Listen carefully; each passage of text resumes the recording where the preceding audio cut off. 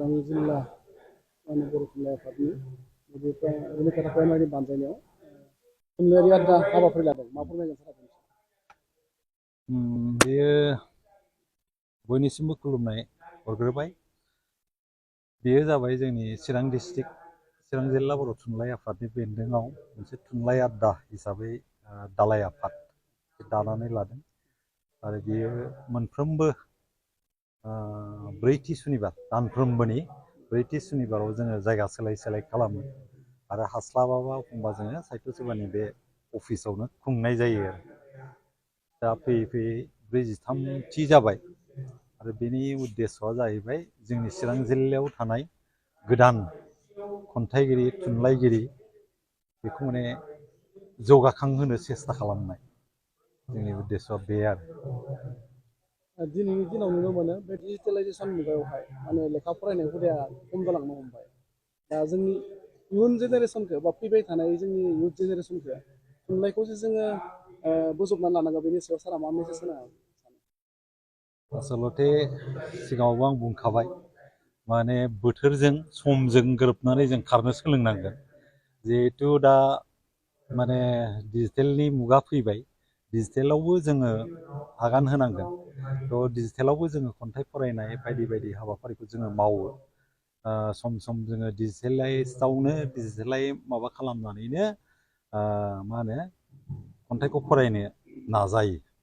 बेनिफ्राय जों बे दा एकदम प्रेक्टिकेल लिरथारनाय जाय बेखौबो जों बिजाब महरै माने 100 खान 200 खान दिहुननानैबाबो जों फरायग्राफोरनि आखायाव खोख्लैनो नाजायो।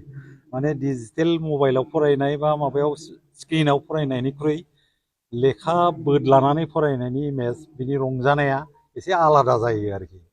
ओंखायनो जोङो बे बिजाब दिहुननायावबो गोसो होयो। दा दिनैबो जोङो गांसे लेखा बेखेवनो गोनां दंमोन, खिन्थु गाबोन अदालगुरियाव बेखेवनो होननानै बेखौ जोङो फावसयबाय। माने जोंनि उद्देश्यआ जाहैबाय माने डिजिटेलजोंबो खारफानाय, डिजिटेल मुगाजोंबो आरो बै गोजाम माबाखौबो लाखिलांबाय थानाय आरो जा हायो लिरनाय हुदाफोरखौबो लाखिलांबाय थानाय बेखिनिखौ जोङो मावनो नाजायो आरो।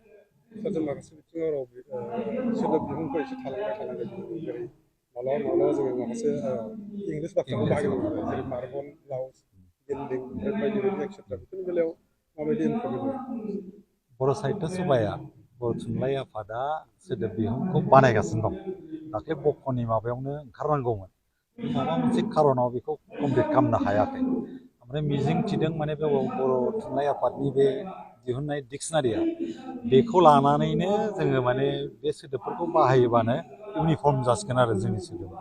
दा माने गावबागाव दिहुननाय गोबां डिक्सनारि दंसै जोंनाव, खिन्थु बे डिक्सनारियाव एसे मा होनो स्पेलिं सिस्टेमाबो एसे आलदा आलदा जानानै दं आरो माबायाबो दं। फारसेथिं जोङो आगोलनि आथालनि मानसिफ्रा जिहेतु एसामिस मिडियामजों फरायनानै फैनाय नालाय, एसामिस सोदोबखौ माने नागारनो हाया हाया जानायाव कयेकटा स्पेलिं सिस्टेमफ्रा माने गोरोबलायिखौ आंनि नोजोरजों आं नुयो आरो।